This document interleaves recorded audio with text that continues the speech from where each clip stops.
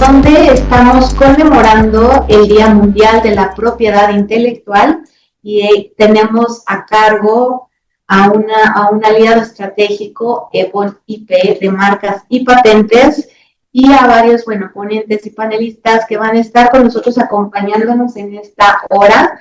Así que muchísimas gracias a todos por toda la asistencia y participación. Les recordamos que esta sesión va a poder tener una serie de preguntas y respuestas. En la parte baja de su Zoom, ahí tienen la información para que puedan ustedes compartir con nosotros sus dudas, sus inquietudes. Lo importante es que participen junto con nosotros y los panelistas, dado que para COFOCE, así como para el gobierno de la gente, es de suma importancia el que puedan ustedes empezar a seguir mapeando y resguardando todo lo que son sus propiedades digitales, intelectuales y estos activos pues no tangibles. Y pues muchísimas gracias a todos. Cedo la palabra a mi compañero, el licenciado Marcos Hernández Rivas, coordinador legal internacional, para que pueda moderar el presente webinar. Bienvenidos. Hola a todas y todos, muy buenos días y bienvenidos a esta nueva edición de Voz Global. Y en el marco de la celebración del Día Mundial de la Propiedad Intelectual, que fue el pasado 26 de abril, nos permitimos darles la bienvenida a este webinar Propiedad Intelectual sin Fronteras. Cuando una empresa en Guanajuato decide exportar, normalmente se enfoca en temas como logística, clientes, precios o certificaciones. Sin embargo, y de acuerdo a la experiencia de su servidor, hay una pregunta clave que no se hace a tiempo. ¿Quién es dueño de mi marca, de mi producto, de mi innovación en el país al que quiero llegar, al que quiero tener presencia? Y la realidad es que en el entorno internacional no proteger esos activos puede traducirse en problemas muy concretos, desde perder el derecho de usar tu propia marca hasta enfrentar disputas legales o incluso que te dejen fuera del mercado. Por eso el objetivo de este espacio no es hablar de la propiedad intelectual como un tema únicamente legal, sino como una herramienta estratégica para proteger valor, reducir riesgos y facilitar la expansión internacional sólida de sus empresas guanajuatenses. Desde COFOCE, ya voy a cumplir la mayoría de edad en COFOCE, hemos acompañado a empresas que están listas para exportar, pero que necesitan fortalecer esta parte para competir de manera segura en el extranjero, y por lo tanto este webinar busca precisamente cerrar esta brecha. El día de hoy nos acompaña Valeria Mendoza Flores, quien es licenciada en Derecho por la Universidad Autónoma de Coahuila y cuenta con un máster en Propiedad Intelectual e Industrial y Nuevas Tecnologías por la Universidad Autónoma de Madrid.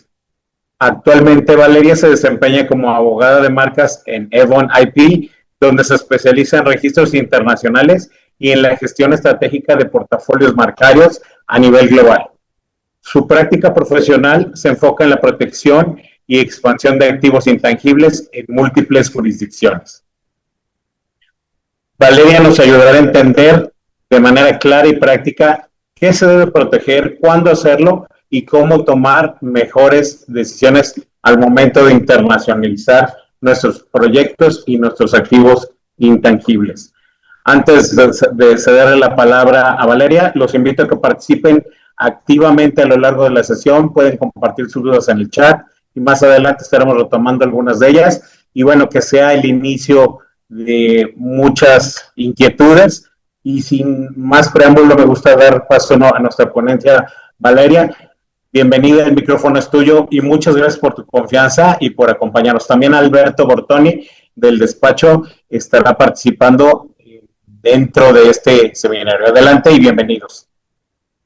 Muchísimas gracias a todos, especialmente por la invitación, igual a nuestros asistentes. Esperemos que seamos de mucha ayuda para hacer crecer todos sus emprendimientos, sus negocios y poderles resolver cualquier tipo de duda que tengan respecto a la internacionalización de sus marcas. Para dar inicio a esta exposición, también me gustaría presentar a Carlos Cavazos, también integrante de Evon IP. quien será el que nos dé la introducción a este webinar y enseguida, pues bueno, vamos a ir avanzando con distintos temas, pero bueno, Carlos, si gustas aquí presentarte ante los asistentes y bueno, te cedo el micrófono para iniciar sin estar retrasando nada más. Muchas gracias, Valeria. Un gusto estar por aquí. Muchas gracias. Un saludo, Marcos, a tus asistentes.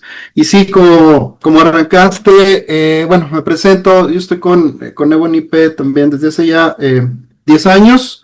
Tengo máster en dirección de empresas y en los 18 años que tengo en propiedad intelectual me ha tocado el papel, la labor de estar lado a lado con empresarios, con grupos de alcance internacional y también con emprendedores que están arrancando su idea, y justo pues me toca a mí esa función de colaborar en determinar cómo se va a proteger y para qué se va a proteger aquello que podamos brindarle protección en el ámbito de la propiedad intelectual, que es un tema amplio, separado y con implicaciones para la toma de decisiones dentro de la empresa.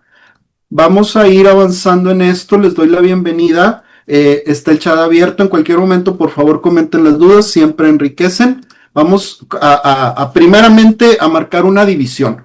La propiedad intelectual es un tema amplio e incluye no solo las marcas, que son una parte primordial en la gestión de una empresa, pero también las patentes o diseños, así como el derecho de autor. Dependiendo de la naturaleza de nuestra empresa, podemos tener necesidad o estrategia de cubrir signos distintivos, que son las marcas, el nombre, el logotipo, nuestra imagen, empaque y etiqueta, con la implicación de que esta rama de la propiedad intelectual es nacional, es territorial. Voy a cubrir el país en específico en donde cuente con un título y a su vez lo voy a solicitar en el país donde me interese. Otra parte de la propiedad intelectual son las patentes o diseños. No es lo mismo, son figuras distintas de la propiedad intelectual. En las patentes vamos a contar con la protección para un método, proceso que sea novedoso, pero también aquí cada uno de estas figuras tiene pros y contras. Las patentes llegan a vencer. Las patentes tienen una vigencia de 20 años y después pasan al dominio público. ¿Cómo las empresas están cuidadas con este tema? Pues con la constante innovación. La innovación requiere una investigación todo el tiempo, laboratorios, con una búsqueda siempre de ir adelante de aquellos que nos pueden llegar a copiar. Es decir, si nos preocupa que una patente llegue a los 20 años y sea ya de todos, pues lo que vamos a hacer es ir avanzando en la tecnología. Pero es un tema propio de las empresas que traigan investigación y desarrollo. Y una gran figura de la propiedad intelectual que a veces pensaríamos que en la empresa no tiene lugar es el derecho de autor, el cual protege obras de creación humana. Si no estamos muy enterados del tema, podemos creer que es un asunto de disquerazo, de poetazo, de casas editoriales, pero no es así, ya que en la empresa podemos proteger una diversidad de obras. La más típica puede ser el diseño gráfico de nuestra marca, de nuestra imagen, de nuestros folletos. Y también, cuando se trata de empresas de tecnología, las aplicaciones de software son candidatas a ser protegidas en derecho de autor. Vamos a ir más allá, tema por tema, para que ustedes conozcan estos asuntos y los vayan viendo con la capacidad de tomar decisiones a esto. Vamos comenzando con las marcas. Marcos nos dio una introducción muy práctica de qué se puede y qué no se puede, así como los errores más comunes. Conocer esto nos ayuda pues a evitarlos. El primero de ellos es no registrar. A veces vamos a tener empresas que creen que contar con una persona moral es contar con un registro. Esto no es así. Esto es nada más la identificación de nuestra empresa ante las autoridades fiscales. Esto no constituye marca. Es el primero de los grandes errores. Vamos a ir a detalle con esto. Otro error que que lamentablemente, debido a desinformación, lo vemos con cierta constancia, vamos a tener falta de inversiones o certeza de registros. ¿Me están escuchando en orden? ¿Pueden ver mi presentación? Correcto, sí, la estamos viendo bien. Sí, la están viendo bien la presentación. Estamos viendo los errores más comunes. Errores más comunes, sí, gracias por confirmar. Otro de los puntos que en ocasiones al decidir, porque sabemos que llevar una empresa es ir tomando decisiones a cada minuto en ocasiones, y a veces voy a decidir ir por mi cuenta a realizar este asunto. Lamentablemente, ir y solicitar ante las autoridades en el extranjero, dependiendo del país, en ocasiones ni siquiera lo permiten. En México cada ciudadano interesado puede ir y solicitar su marca en INPI. En el extranjero esto se complica exponencialmente porque las leyes y costumbres son distintas en cada uno. Un punto que hemos encontrado que de pronto pareciera natural solicitar una marca, nos vamos a encontrar con que la asesoría o la comunicación en ventanilla no es la correcta y la marca no fue correctamente clasificada. ¿Qué es esto de la clasificación? También lo vamos a ver. Y como tomadores de decisiones en la empresa es importante conocer cuál es la clasificación que corresponde a nuestros signos distintivos, a nuestras marcas, avisos comerciales y empaques. Cuando se trata de crecimiento al extranjero, hay un error muy insidioso, muy peligroso, que es dejarle al interesado en la distribución en el extranjero el registro. Es decir, tú vas a ser el encargado del país, encárgate también de la propiedad intelectual. Esto es un grave error y puede ocasionar afectaciones a la empresa. El resumen que nosotros damos de este asunto es que no contar con registro de marca en una actividad de empresa es el equivalente a vivir o a promover en una propiedad de la cual no se cuentan con escrituras. Los errores continúan con los nombres de dominio. La llegada del Internet, pues además de información, también trae mucha desinformación. Y asumir que porque compré un dominio, ya tengo una marca, es asunto de tropiezos, es un peligro. También hay que tener en cuenta, y es un detalle fino para el cual sugerimos siempre contar con un asesor, es creer que porque tengo una marca están protegidos mis diseños. Esto no es así. Y si un imitador nacional o extranjero ve que nuestro producto es atractivo, fácilmente, y si no contamos con la cartera correcta, nos va a copiar. Y ya lo hemos visto en múltiples ocasiones. No es un escenario de fantasía, no es un escenario de preocupación vacío. Lo hemos visto suceder. Algo es exitoso en un país o en otro, lo ve alguien en el extranjero y lo copia, saca su propia versión con las características, obviamente buscando una ventaja inferiores. Hay que considerar también que una correcta cartera de marcas no lleva nada más un nombre y una clase. Hay que revisar también cómo nuestra identidad es percibida y es de valor ante un mercado, y esto se complementa con marcas nominativas o innominadas. Son figuras que van a proteger el aspecto o la sonoridad de una marca. Eso tiene también distintas implicaciones para proteger aquello que vamos a llevar a otros países. Un punto muy terrible, y hago énfasis en ello, porque justo ayer tuve una reunión con una persona que trae esta situación, es asumir que solicitar una marca ya es obtenerla y que va a ser eterna, y no es así. Las marcas tienen distintos requisitos para su validez en el tiempo, que si se nos olvidan, la marca va a caducar. Entonces hay que darle un cierto mantenimiento administrativo a la marca y preventivo, el cual consiste en vigilar que no nos empiecen a surgir imitadores. Y cierro el tema de los errores con una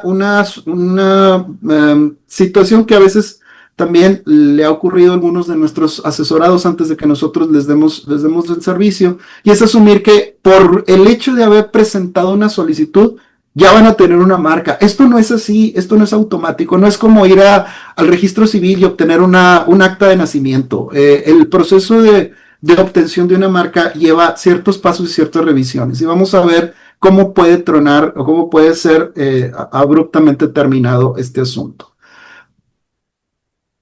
Quiero ponerlos en el papel más de receptores de información que puede a veces contaminarse y pensar que es algo académico. Nos podemos mentalmente transportar a la universidad, a la prepa, a la secundaria, y decir, ay, el profe está hablando, esto no tiene nada que ver conmigo, va a venir en el examen o no. Quiero que lo interioricen como personas de empresa y intelectualmente, emocionalmente perciban qué llegaría a pasar si se encuentran el nombre de su producto en Estados Unidos siendo utilizado por un desconocido. ¿Qué pasos, qué acciones, qué estrategia de defensas tendrían si se encuentran con que su marca está en redes sociales, una cuenta que fue creada sin tu autorización? ¿Cómo podrías responder si te contacta un abogado americano avisándote que tu marca es de otra persona, a pesar de los años que puedas tener utilizándola? ¿Y qué llegaría a pasar estratégicamente con tu empresa si de un día para otro tuvieran que identificarse con otro nombre? A partir de este escenario que voy creando, en este momento, ahora sí, cedo la palabra a mi compañera Valeria para que vaya más a detalle en este asunto ya en el alcance internacional y les comente cuáles son los rumbos en este tema. Adelante, Valeria. Muchas gracias, Carlos. Pues bueno, así como nos dio esta buena introducción, vamos ya a adentrarnos un poquito a cuál es el proceso, qué es lo que tenemos que tener en cuenta cuando estamos pensando en tener alcance internacional. Primero que nada, hay que tener muy en claro que los registros marcarios son territoriales. ¿Qué quiere decir? Que cada país tiene sus propias reglas, tiene sus propios procesos, su propia autoridad marcaria. Y tener un registro, por ejemplo, en México, nos da la protección de nuestra marca, de nuestro nombre, dentro de todo el territorio nacional mexicano. No lo podemos extender automáticamente a otros países. En caso de que nosotros estemos interesados en algunos otros países, tendremos que iniciar procesos en esos países. Entonces, bueno, ¿cuáles países me interesan? ¿Cuándo tengo pensado llegar a estos países?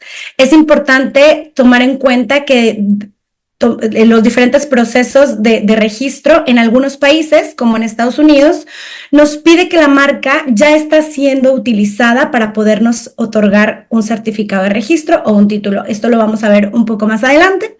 Pero bueno, lo más importante es tener en cuenta esto. No existe como tal un registro mundial, un registro que nos abarque automáticamente todos los países del mundo. Tenemos ciertas herramientas que nos pueden ayudar a registrar en varios países al mismo tiempo, como por ejemplo la marca de la Comunidad Europea o el registro comunitario, que con un solo proceso nos permite tener un registro en todos los países que integran pues, la Unión Europea, ¿no? Esto es algo que ellos tienen como particularidad. Igual, la mayoría de los países tienen firmado, somos firmantes, México es firmante del Convenio de París. ¿Qué es esto? Es un proceso en donde a través de un solo registro en tu oficina de origen en México, se puede expandir la solicitud a distintos países, siempre y cuando sean firmantes, pero en el momento en que llegan a cada oficina en cada país, van a seguir un proceso independiente. Cada autoridad la va a revisar, se le tiene que pagar a cada oficina de marcas. Entonces, bueno, es algo más como una facilidad administrativa, por así decirlo, pero bueno, pueden otorgarnos unas, no otorgarnos otras, etcétera. Entonces, bueno, existen estas herramientas, pero bueno, lo importante es tener en mente que el registro es territorial y nos van a proteger en el territorio en donde nos otorgaron este registro marcario y no más, ¿sí? Seguimos a las... Ok, ahora, ¿qué es una marca en Estados Unidos? En este caso o en esta presentación nos vamos a enfocar un poco más, o por no decir todo, al proceso de registro en Estados Unidos. ¿Por qué? Por que somos vecinos comerciales, ¿no? La facilidad de poder expandir a Estados Unidos. En caso de que así nos interese, bueno, vamos a hablar sobre este proceso. Pero quiero comentarles que en caso de que estemos pensando o que ustedes estén pensando en expandirse a cualquier otro país del mundo, nosotros también podemos apoyarlos con todo gusto. Tenemos portafolio abierto en muchos países. Entonces, contamos con la disponibilidad y con el conocimiento para apoyarlos en cualquier país que ustedes deseen, pero en este caso hablaremos de Estados Unidos en específico. Entonces, bueno, ¿qué es una marca en Estados Unidos? Aquí pusimos la misma marca. Ok, nos movimos, ok. Pusimos la misma marca que es Apple, pero en sus diferentes tipos de registros marcarios para dejar este ejemplo como muy claro, ¿no? Tenemos la marca nominativa o el nombre, el name mark, se le llama en Estados Unidos, y este sería tal cual el nombre, Apple. Sin diseño, sin letras, sin colores, sin dibujos, únicamente Apple. Ese es mi nombre marcario, ¿no? Mi marca nominativa, le llamamos aquí en México. Después nos saltamos a la famosa manzanita mordida, que todo mundo la reconoce con tan solo verlo, sabe que es Apple, aunque no diga con texto. Entonces, esta es una marca figurativa o una marca innominada, le decimos aquí en México. ¿Cuál es la diferencia? Bueno, no puede tener ningún elemento alfanumérico. Tiene que ser un diseño, un dibujito, algo que nos haga identificar la marca con solo ver el dibujo. En este caso, la manzanita mundialmente conocida. Todo el mundo sabe que hablamos de Apple. Tenemos otro que podemos unir nuestro nombre con nuestro diseño. Y esta es una marca mixta o una marca combinada. Aquí si se fijan, bueno, tiene el nombre, Apple, y el diseño. Existen otro tipo de marcas. Estas tres que mencionamos son como las más típicas o las más utilizadas dentro de los registros. Sin embargo, existen otros tipos de marcas que también es posible registrar. Marcas de sonido. Por ejemplo, quiero que piensen en el sonido que suena, perdón por la redundancia, el sonido que suena cuando tú pones Netflix. El tun tun. Ajá, lo tenemos en la mente y sabemos si suena el tan tan. Sabemos que alguien puso Netflix en algún lado. Ese es un sonido que puede ser, que si mal no estoy, está registrado por Netflix como marca de sonido o marca sonora. ¿Por qué? Porque es muy representativo y a la gente ya se le quedó que eso es de Netflix. Ahora, tenemos el eslogan. El eslogan es, pues bueno, nuestro como, pues sí, el aviso publicitario, como decir una frasecita que no es nuestra marca, pero va acompañada de nuestra marca varias veces y se queda en la mente del consumidor y sabe que es sobre nuestra marca. Aquí tenemos el ejemplo del Think Different, pero tenemos algunos también muy reconocidos, como por ejemplo el de Sabritas. Si yo les preguntara cuál es el eslogan de Sabritas, sí nos llega a que no puedes comer solo una. O el McDonald's, me encanta. Y que hasta tenemos la musiquita también. Digo, yo sé que lo están pensando. Bueno, y luego tenemos las marcas tridimensionales. En este caso, son marcas, como su nombre lo indica, en 3D, que funcionan para mostrar el diseño específico y diferente que tenemos nuestras marcas. Aquí está el ejemplo del cargador, de un cargador de Apple, que también es muy diferenciado de otros cargadores. Tú puedes ver el cuadrito de Apple en algún lugar y sabes que es de esta marca, ¿no? No necesitas que traiga algo impreso, algo dicho, tú lo sabes, y este es el tipo de marcas que se puede registrar como marcas tridimensionales. Tiene que ser muy distintiva al resto, ¿no? Ahora, las marcas de aroma y de trade dress también. El trade dress es cómo vamos a poner nuestra tienda. Si tú ves, por ejemplo, slides o fotografías de la tienda de Apple, aunque no venga la manzana ni el nombre de Apple por ningún lado, muy probablemente puedas saber que es una tienda Apple. Nos pasa igual también, por ejemplo, con tiendas de ropa como Zara, que tienen una estética muy cuidada, que tienen ciertos tipos de acomodo, de iluminación, de cosas. Entonces, bueno, ahí está, lo podemos saber, aunque no diga la marca, en nuestra cabeza ya está la marca. Eso también es registrable. Y el aroma. En uno de los casos, por ejemplo, de zapatos, si recordemos la marca de los Bubble Gummers, que fueron súper famosos en los 90, ojalá, digo, no sé si los sigan vendiendo, espero que sí, me tocó de niña tener ahí un par, y sabemos el olor tan característico, y esta era la característica principal de los Bubble Gummers, olían a chicle. Entonces, bueno, este es un ejemplo muy bueno de marcas olfativas. Si digo, mi producto, yo le voy a poner una característica y su característica va a ser un olor, lo puedo registrar. ¿Alguna duda hasta aquí? Podemos seguir, pasamos a la siguiente. Gracias.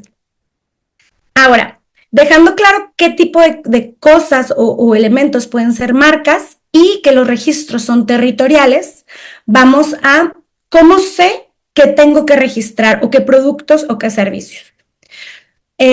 No protegemos todo con un solo registro al mismo tiempo. ¿Por qué? Porque existe una infinidad de productos y una infinidad de servicios que muy probablemente algunos no nos interesen, algunos no nos apliquen. Entonces, bueno, para solucionar esto, existe lo que se le llama internacionalmente la clasificación de NISA. Esta clasificación consta de distintas clases, por repetirlo, en donde va englobando productos y servicios. Todos los productos que nos podamos imaginar, todos los servicios que nos podamos imaginar dentro del comercio, en alguna de estas clases lo vamos a poder clasificar. Existen 34 clases de productos y 11 clases para servicios. Dependiendo de la naturaleza de nuestro negocio o de cómo vayamos a utilizar nuestra marca, es donde vamos a poder pues encuadrar nuestro registro en alguna de estas clases. Hay modelos de negocio que requieren varias clases y es totalmente posible. Se puede registrar una misma marca en diferentes clases, claro que sí, siempre y cuando pues sea el mismo titular, ¿no? Pues para asegurarnos que somos nosotros mismos los que estamos intentando abarcar varias cosas. Entonces, bueno, por eso es la importancia de contar con un buen acompañamiento, es que el profesional de marcas o el profesional marcario te va a ayudar a elegir la clase correcta para tu negocio.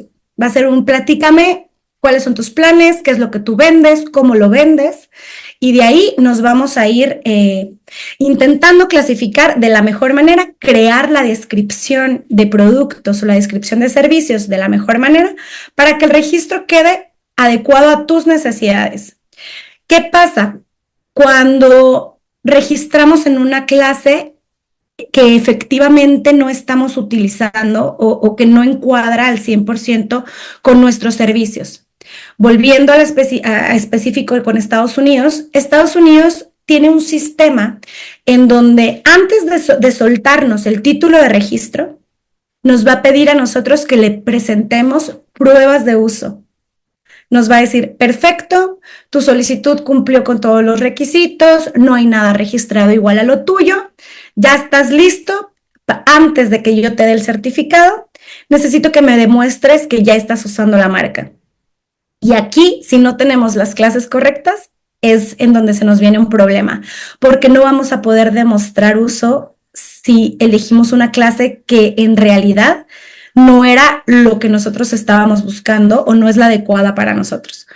Si nosotros ponemos, además, que si nos dedicamos a la venta de productos electrónicos únicamente y por error o además quisimos meter también prendas de vestir, pues yo nada más voy a tener pruebas para los productos electrónicos porque es la realidad de mi empresa y de mi negocio. No voy a poder demostrarle a la autoridad prendas de vestir, porque en la realidad no existe ese comercio dentro de mi negocio.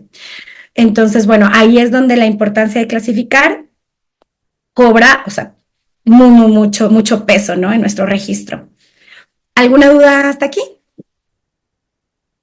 Continuamos. ¿Alguna duda? Bienvenidas. Cualquier pregunta, consulta. Sí, con todo gusto, igual aquí en el chat y lo vamos contestando. Aquí tenemos un ejemplo clave para, por ejemplo, zapatos. Si yo... que se escucha cortado. No sé si alguien más. Creo, Tate, que es tu conexión, porque te escuchamos fuerte y claro, Valeria. Checa la calidad de la conexión. Perfecto. Bueno, continuamos. Un ejemplo claro para zapatos. Tú dices, bueno, es que yo hago zapatos o yo vendo zapatos. Es distinto. Y es una clase diferente si yo hago zapatos o si yo vendo zapatos. Porque, por ejemplo, el zapato como tal, vender un zapato con mi nombre, con mi marca, entraría en clase 25, que es un producto. El zapato como producto. Ahora, si yo hago zapatos, entra en la clase 40. Es un servicio. Es la maquila o la fabricación de zapatos.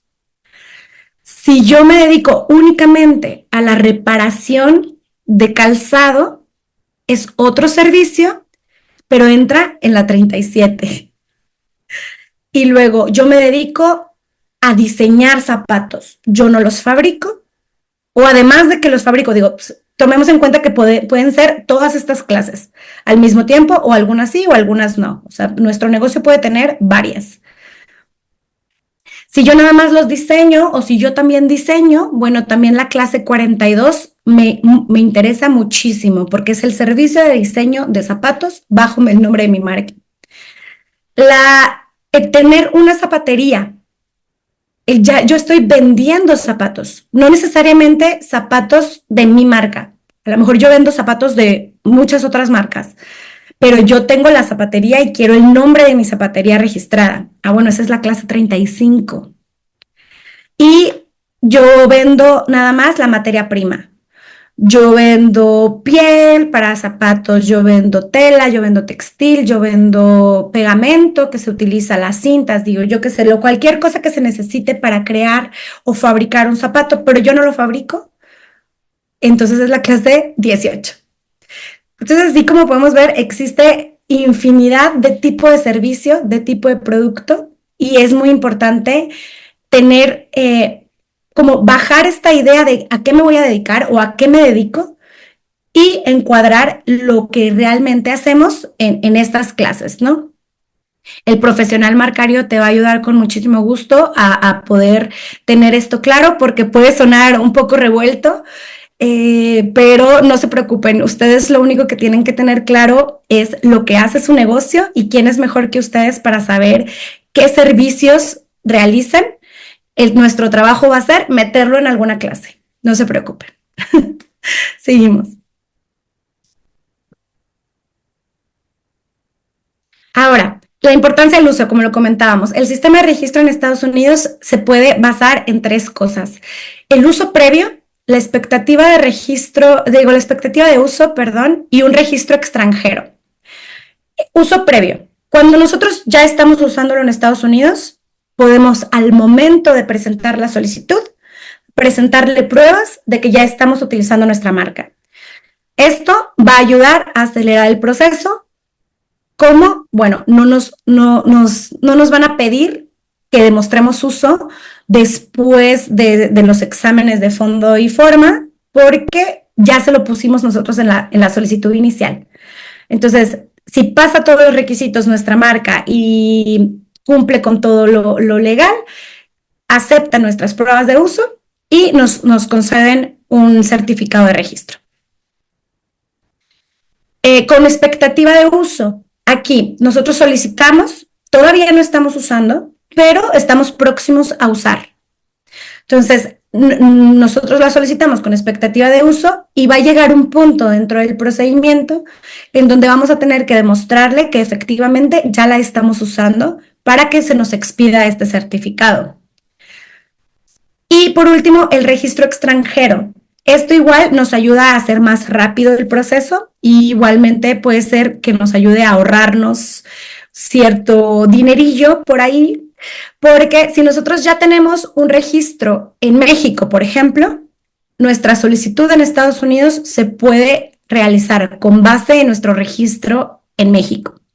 ¿En qué nos va a ayudar esto? Que si la autoridad en Estados Unidos acepta nuestro registro mexicano como base, no vamos a tener que pagar las pruebas de uso ni la declaración de uso para que nos den el registro, el certificado de registro. Entonces igual puede ser más rápido y nos puede salir también un poco más barato. El requisito de uso por país, la mayoría de los países requieren que los titulares usen la marca para los productos o servicios registrados y es necesario declarar el uso. ¿Para qué se hace esto? Básicamente para evitar acumulación de marcas cuando los titulares realmente no tienen intención de utilizarlo, evitar que se acaparen nombres, que se utilicen, que se reserven nombres y le quiten la oportunidad a otras personas que efectivamente sí quisieran ejecutarlas en comercio, evitar que cualquier persona pueda acaparar nombres sin una intención real de utilizarlas. Vamos a la siguiente, por favor. Entonces, bueno, ¿cuál sería, si yo ya quiero registrar en extranjero, cuál sería el proceso que tenemos que seguir? Primero, voy a definir mi mercado relevante. ¿Qué países ya tengo planes de ingresar? O sea, yo ya hice todo mi trabajo, mi proyecto, mi estudio de mercado, todo lo que tengo que hacer para decidir entrar o no a ciertos países. ¿A qué países quiero entrar? Y voy a entrar. Identificar signos distintivos y modalidades. ¿Qué voy a registrar? Marca mixta, marca nominativa, un eslogan, una marca olfativa. ¿Qué es lo que yo quiero proteger? ¿Y en qué clases? ¿Para qué la voy a usar? No se puede todo en una misma clase, como ya lo vimos, pero se pueden varias clases por una misma marca. En algunos países, como Estados Unidos, podemos poner varias clases en una misma solicitud. En un mismo proceso de registro podemos meter varias clases. En México, por ejemplo, somos un país uniclase y a nosotros aquí en México nos piden y se nos exige que sea una solicitud por clase. Entonces aquí son procesos separados. En Estados Unidos puede ser una solicitud, varias clases. Esto es lo de multiclase. Estados Unidos sí, México no. México es uniclase.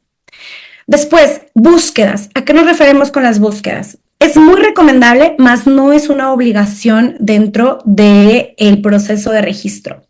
¿A qué nos referimos con esto?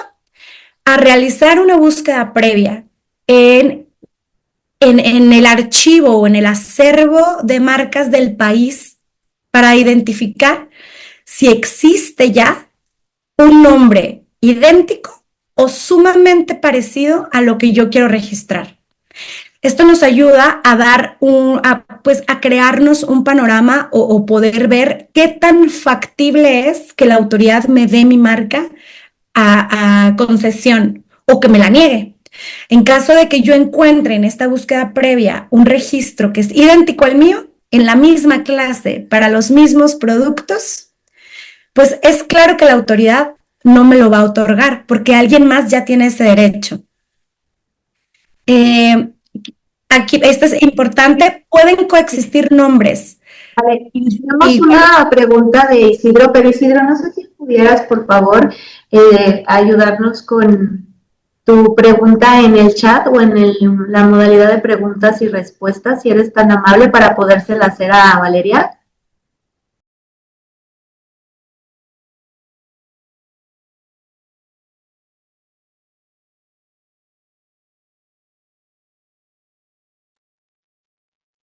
Si nos apoyas, por favor, Isidro, con tu pregunta, con mucho gusto la respondemos. Si quieres, Valeria, adelante y en cuanto la tengamos, con mucho gusto te les Claro que sí. Si ustedes me interrumpen, no pasa nada. Cuando la tengan, me la comparten y con gusto. Entonces, nos quedamos en las búsquedas. ¿Es posible que una marca que suene o que se vea igual o que se vea similar puedan coexistir? Sí, pero siempre y cuando estén en clases distintas, o sea, para servicios diferentes. O sea, puede existir un restaurante que se llame Valeria y un taller mecánico que se llame Valeria. O puede haber una marca de ropa que se llame Valeria y una marca de pesticidas.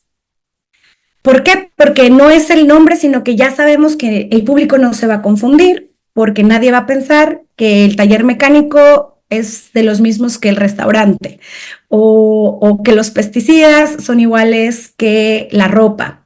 Entonces, no hay, el problema es cuando encontramos algo idéntico o sumamente similar, o dependiendo ya del criterio de la autoridad, puede ser poco similar, pero si a la autoridad le parece que puede ser un riesgo de confusión en el comercio, no la puede negar cuando esté en la misma clase y para los productos idénticos o similares. Entonces, es importante la búsqueda. Igual, aquí un tema extra, marcas famosas, aunque no estén registradas en la clase que a nosotros nos interese, la autoridad de facto no la va a negar. Por ejemplo, aunque Coca-Cola no haga pesticidas, yo no puedo registrar Coca-Cola para pesticidas. Aunque Coca-Cola no la tenga registrada, porque la autoridad me va a decir, esta es una marca famosa y te estás queriendo ahí colgar de la fama que ha hecho Coca-Cola con todos sus demás productos. Entonces, pues no te la puede otorgar, ¿no? Este es algo importante. Con marcas famosas o notorias, no nos va a otorgar registro, aunque sean clases distintas a las marcas famosas o notorias. Entonces, bueno, las búsquedas son muy recomendables. Como profesionales marcarios, nosotros siempre se los vamos a recomendar porque esto nos puede dar vista de qué es con lo que nos podemos encontrar y afinar estrategia, si tenemos que cambiar nombre, si tenemos que cambiar diseños, antes de hacer una inversión más grande, ¿no? Pero bueno, como lo comentábamos, es recomendable, no es obligatorio, y en la mayoría de los países extranjeros se cobra esta búsqueda, se cobra extra, que se cobra parte del proceso de solicitud. Es por eso que es recomendable, más no obligatorio, porque nos implica un gasto el Y bueno, por último, las solicitudes. Por último sería, ya teniendo definido todos estos puntos, el último paso sería presentar la solicitud de registro. Y aquí terminaría el proceso previo de la solicitud de registro de marca. Cuando nosotros ingresamos la solicitud, se abriría una nueva etapa, por así decirlo, que ya es el proceso de registro y en donde nos podemos encontrar distintas reglas dependiendo del país en el que querramos registrar. Si me ayudas con la siguiente, por favor. Bueno, esto es más como visual para un resumen de lo que vimos en la anterior. Identificar qué queremos registrar, qué clases, qué servicios nos interesan.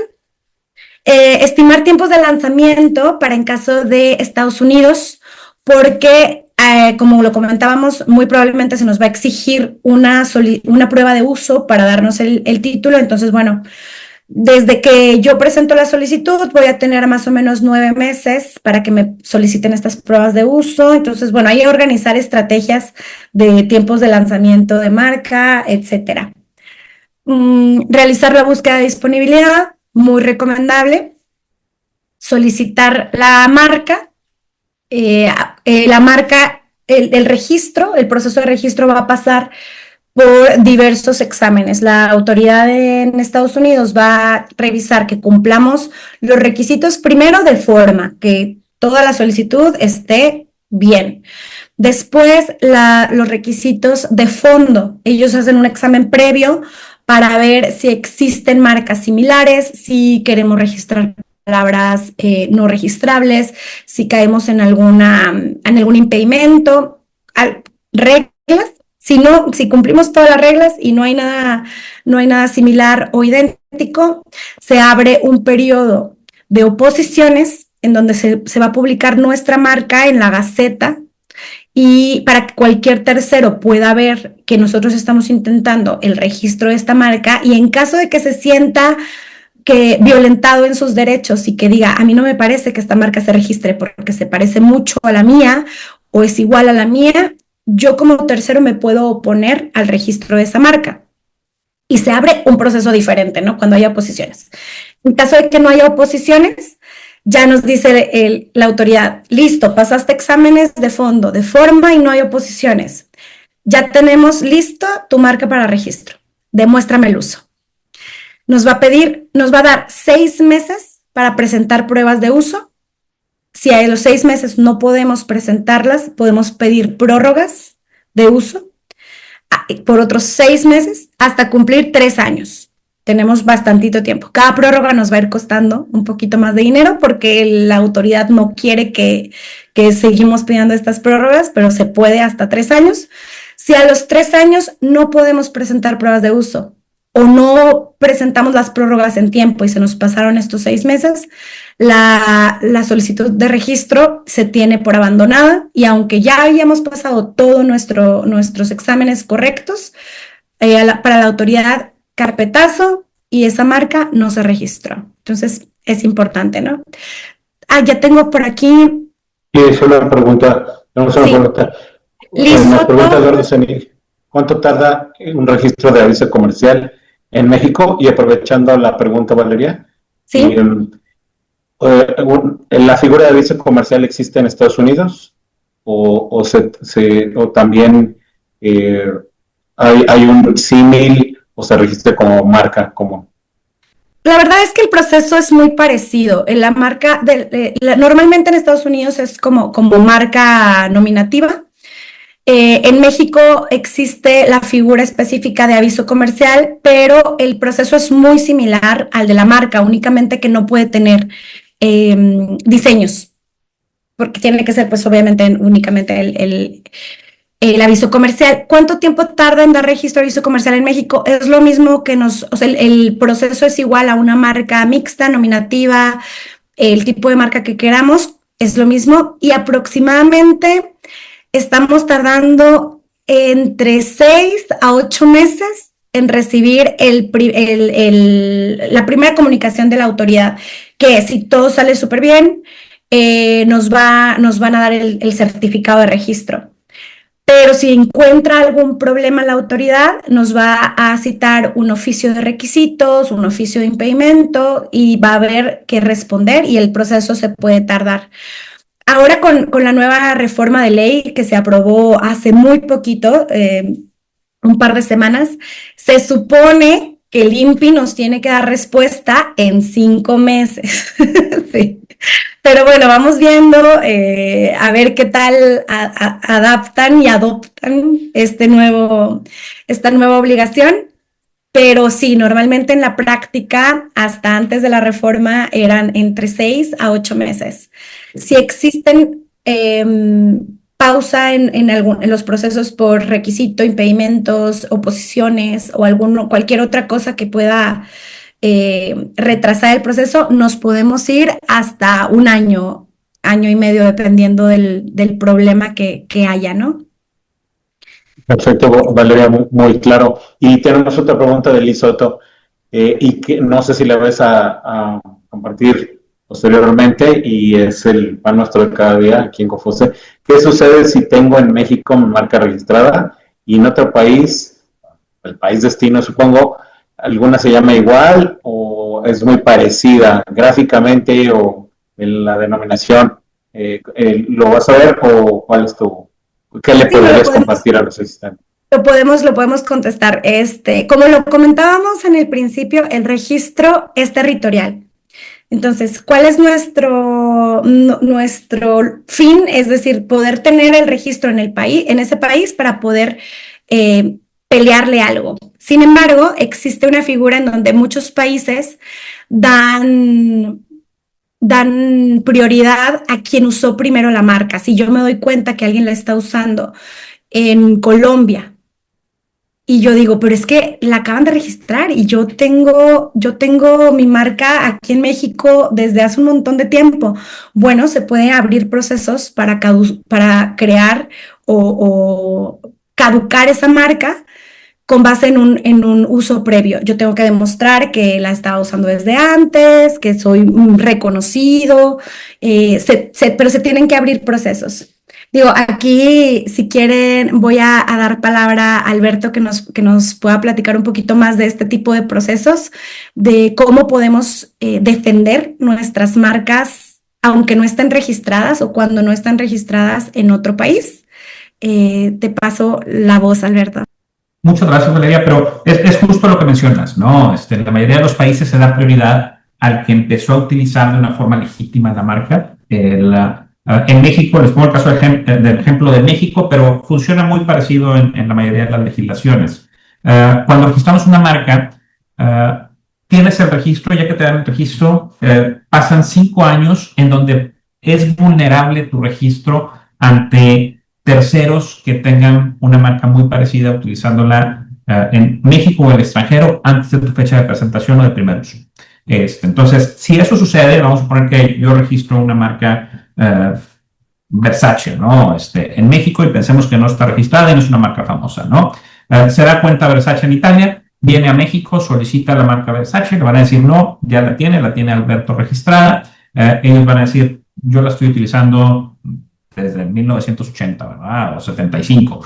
Demuestran ese uso y me anulan a mí mi registro, ¿no? Entonces, esto para evitar, evidentemente, abusos, ¿no? Ese periodo para anular registros en México es un plazo de 5 años. Después de 5 años, pues me quedo con mi marca, ya nadie quiso entrar al país con esa marca y me la quedo, ¿no? Pero es justo así como lo menciona Valeria, los países siguen teniendo esta territorialidad y tienen los registros una validez únicamente dentro del país en donde se registra, pero sí hay previsiones para evitar abusos. Ahora, se dan coincidencias que, bueno, son de repente desafortunadas, en marcas que son evocativas, en donde te hace parecer el tipo de producto o servicio, difícilmente pasa en una marca completamente arbitraria.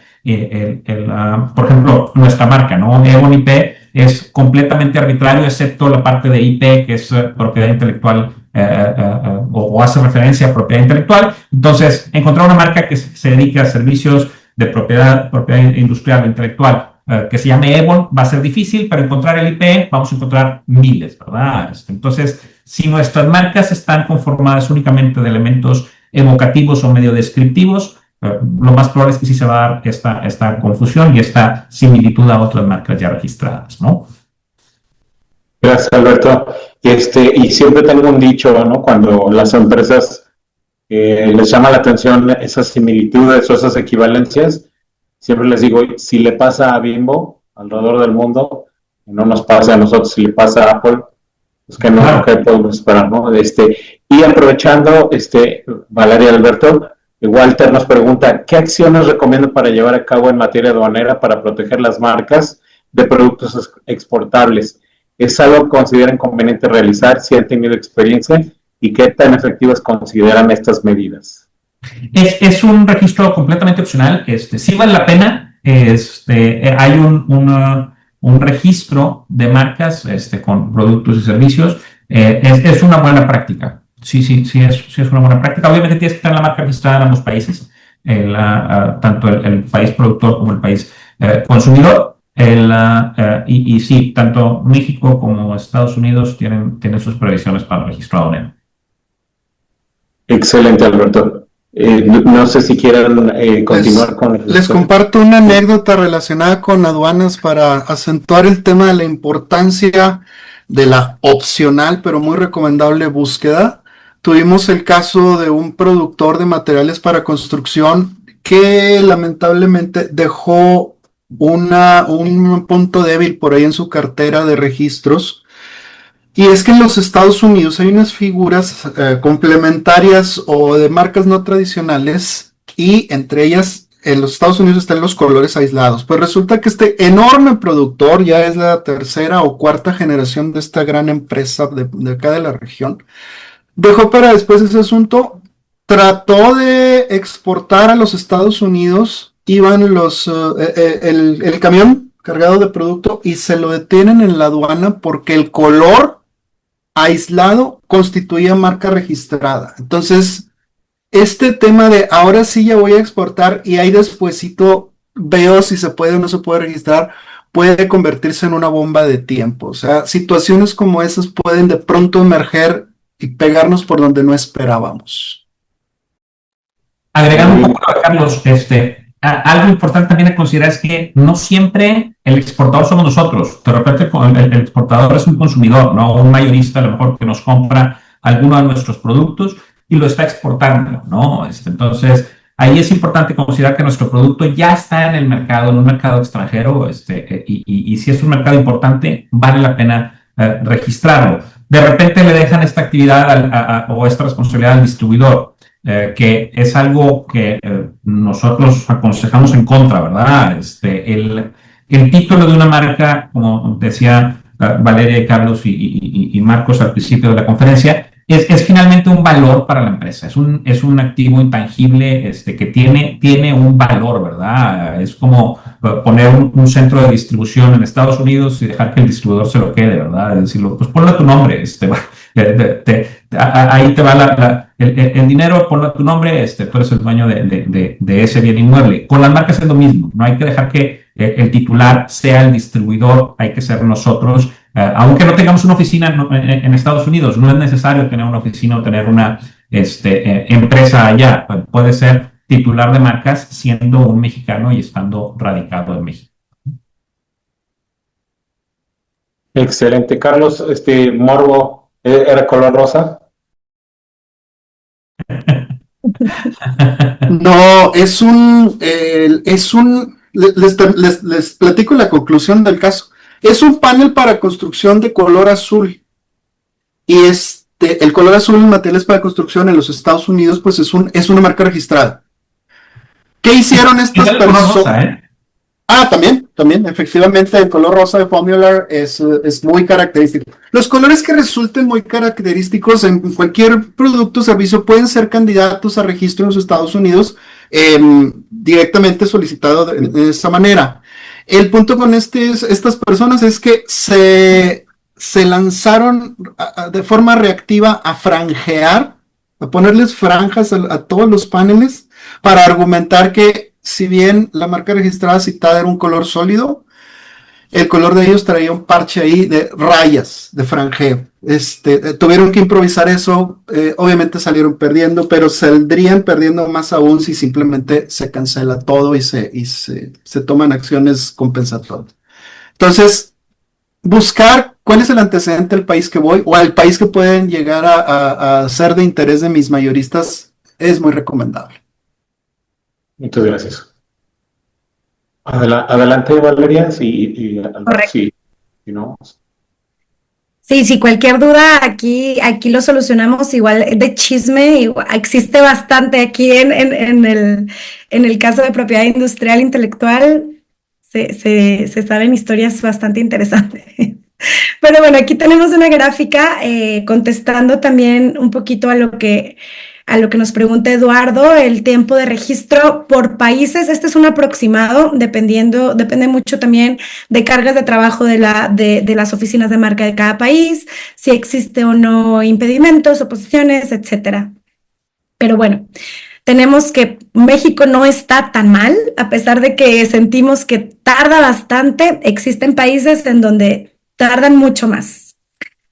Ahorita tenemos todavía abierto un proyecto internacional bastante grande que iniciamos desde el 2024 y todavía nos faltan un par de países en resolver, que siguen en trámite desde el 2024, sin problema ni nada. O sea, solamente estamos esperando que pasen fases de exámenes, etcétera, pero son bastante tardados. Pero bueno, continuamos, por favor. Ahora, bueno, montos, dinero, tema importante, registro de Estados Unidos. Bueno, revisar la disponibilidad de candidato de marcas tiene un costo por opción y por clase. ¿Vale la pena? Como profesional marcario yo te diría, vale la pena, porque nos puede evitar gastar más intentando una solicitud de registro cuando pudimos ver desde antes que a lo mejor ese nombre ya estaba ocupado o ese diseño ya estaba ocupado y que simplemente presentamos una solicitud de registro que iba directo a un rechazo. Entonces, yo recomendaría siempre invertir en la búsqueda de registro. Iniciar un proceso de registro en Estados Unidos cuesta alrededor de $1,000 masiva, que es el proceso hasta que se presenta la solicitud de registro. El proceso completo suma aproximadamente $2,300 por marca y por clase. ¿Por qué pueden salir gastos extra? Estos $1,050 es la solicitud. Pero dentro del proceso, como ya lo platicamos, para que nos otorgue la autoridad un certificado de registro, vamos a tener que presentar pruebas de uso. Nos cobran por estas pruebas de uso. Y por la prueba de uso y por la emisión del certificado también cobran un monto adicional. Entonces, bueno, al final va sumando. Los derechos oficiales cobrados por la USPTO suman entre $350, $550 por clase, dependiendo de la descripción, si es descripción libre, etc. Y bueno, si hay problema, litigar un problema marcario en Estados Unidos es bastante caro, entonces intentaremos, o nuestro principal deseo es evitar a toda costa un problema marcario en Estados Unidos, porque nos saldría bastante más caro intentar pelearlo por litigio o por juicio que hacer la inversión del registro de nuestras marcas. Sí, pasamos a la siguiente, por favor. Bueno, con esto sería el fin de mi participación en el tema de marca. Antes de pasar a la protección de invenciones o patentes y figuras complementarias, si tienen cualquier duda o pregunta, con mucho gusto. Si no, le paso la palabra de nuevo a Alberto, quien se encargará de este tema. Gracias, Valeria. Yo no sé si haya preguntas es un buen momento para hablar de tema de signos distintivos antes de entrar al tema de patentes, pero si no hay preguntas, entramos directo, ¿no? Adelante, Alberto. Es que no hay preguntas. Perfecto. Y bueno, intentaré ser más o menos breve. La verdad es que el tema de invenciones es un tema que hay mucho de qué hablar, es un tema bastante complejo, el tema de patentes. Que guarda ciertas similitudes con los temas marcarios, pero la verdad es que es un animal completamente diferente, ¿no? Tiene otras características y bueno, vamos a empezar. Si quieres, vamos a la siguiente filmina, Carlos. Primero, ¿qué es una patente, no? Una patente es un pequeño monopolio que nos da un gobierno, un estado, ¿verdad?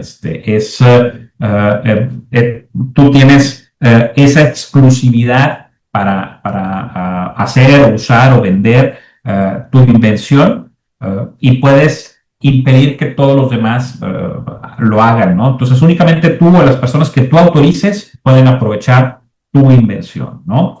Es como un premio, de alguna forma, una forma de compensar a los inventores o a las empresas creativas en donde tienen estas nuevas formas de hacer las cosas o formas de facilitar la vida en algún sentido, y es un pequeño premio que se les da, ¿no? ¿Qué es lo que tiene? Pues esta exclusividad por un periodo de 20 años, un monopolio por 20 años, ¿no?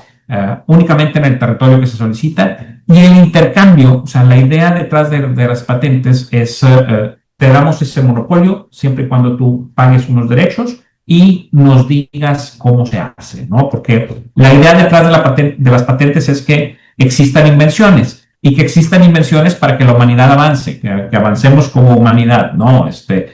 Parte importante de avanzar como humanidad es pues, que sean de todos. Entonces, básicamente un inventor o una compañía inventora en donde dice, tú me explicas cómo funciona esa tecnología.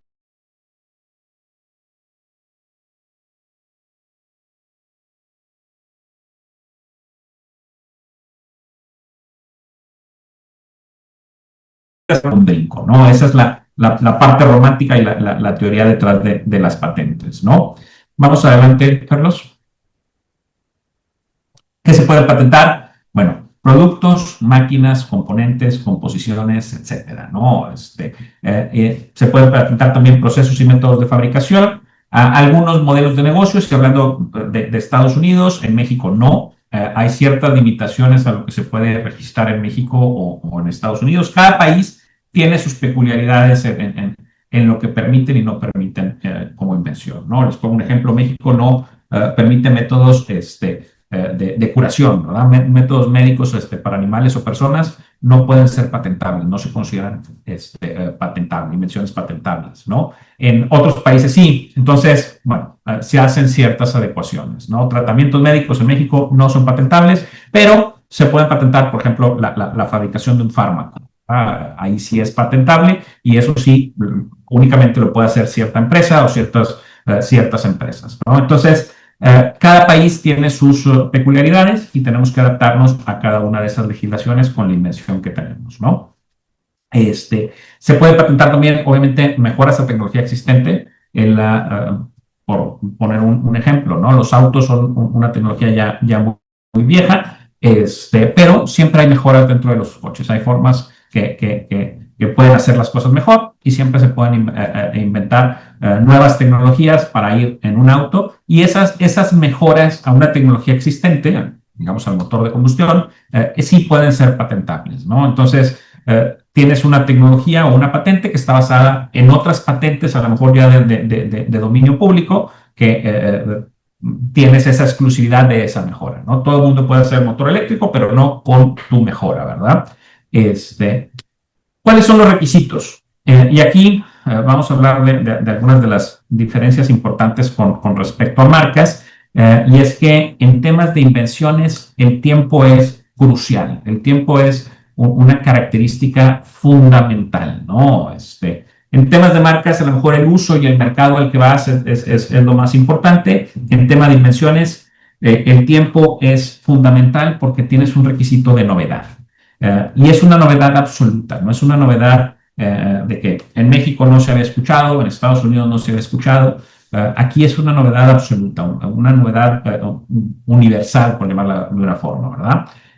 Si esto es algo que ya se conoce en alguna parte o ya se habló de ello en alguna parte, sea un journal, sea una solicitud de patente en Alemania, en Japón o en Sudáfrica, bueno, si está ya documentado en algún lado, pierde la novedad, ¿sí? Entonces, tiene que tener esa novedad absoluta para poder ser patentable.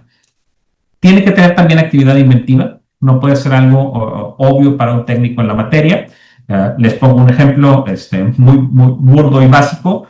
Alguien inventó las celdas solares, alguien inventó una computadora portátil. Yo digo, se inventó la celda solar, voy a juntar esas dos cosas y voy a inventar la computadora solar.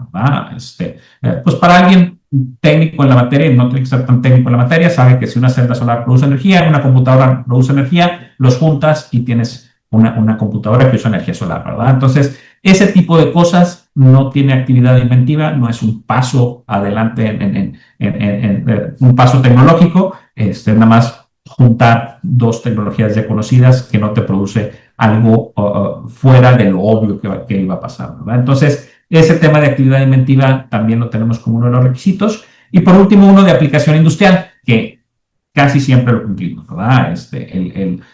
Normalmente nadie quiere patentar algo que no tenga una aplicación industrial, porque finalmente vamos al comercio, o el interés de las patentes es que vayan al comercio, ¿no? Vamos, si quieres, a la siguiente filmina. Ok.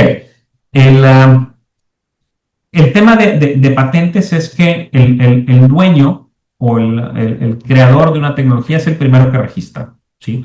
Aquí es importante saber que tienes una preferencia de uso o un derecho de uso, pero realmente el dueño o el titular de una patente es el primero que llega a la oficina de patentes y marcas de prácticamente cualquier país y llegas y lo solicitas, ¿sí?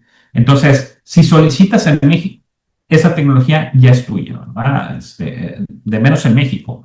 No puede ser de alguien más en Estados Unidos después, a menos que sea basada en tu misma patente, a menos que tú lo autorices de alguna forma, ¿verdad? Por ejemplo, si yo solicito en México una tecnología para un monitor y Carlos ve mi tecnología y 3 meses después va a Estados Unidos y la solicita, él no puede ser dueño de esa tecnología porque ya no cumple el requisito de novedad, ya lo inventó Alberto en México, ¿verdad? Entonces, esa opción para alguien más registrar en el extranjero desaparece o debe de desaparecer, ¿verdad? Entonces, aquí al momento de estar desarrollando nuestros productos o nuestras invenciones, hay que cuidarlos como secretos industriales, ¿verdad? Porque cualquiera de los que está en la mesa cuando estamos discutiendo esta invención puede ir a registrarlo. Entonces, se tienen que mantener como secretos, tenemos que tener contratos firmados para que las personas que conozcan de esta tecnología sepan que es un secreto, porque a lo mejor no son ellos, pero un proveedor del proveedor podría enterarse de esta tecnología e ir a registrar, ¿verdad? O un competidor, si lo hablamos un proveedor y lo platica con otro de sus clientes, bueno, pues pudiera también registrar estas tecnologías y ganarnos esa prioridad y ganarnos la tecnología, ¿verdad? Entonces hay que cuidarlas bien como secretos industriales, ¿verdad? Vamos al siguiente slide. Como decía, el sistema protege al primero que registra, que no nos ganen y hay que cuidarlos como secretos industriales. Y protegemos únicamente lo que estamos reivindicando en contexto de una divulgación. Tenemos que, cuando solicitamos una patente, tenemos que platicar todo, ¿sí? No es, de repente tenemos algunos clientes que, primerizos en el tema de invenciones, que la verdad en México no es una de las principales actividades de la mayoría de las industrias, es cada vez más, pero de repente llegan y, oye, quiero no decir esta parte de mi invención, ¿verdad? Se vale siempre y cuando se pueda mantener como secreto. Si algún ingeniero ve el producto y puede hacer ingeniería reversa y sacar esa parte de la invención, bueno, eso no va a funcionar, ¿no? Entonces, tenemos que divulgar y detallar nuestra invención y luego reivindicar. Las reivindicaciones es una parte es un capítulo de las patentes en donde está lo que reclamamos como propio.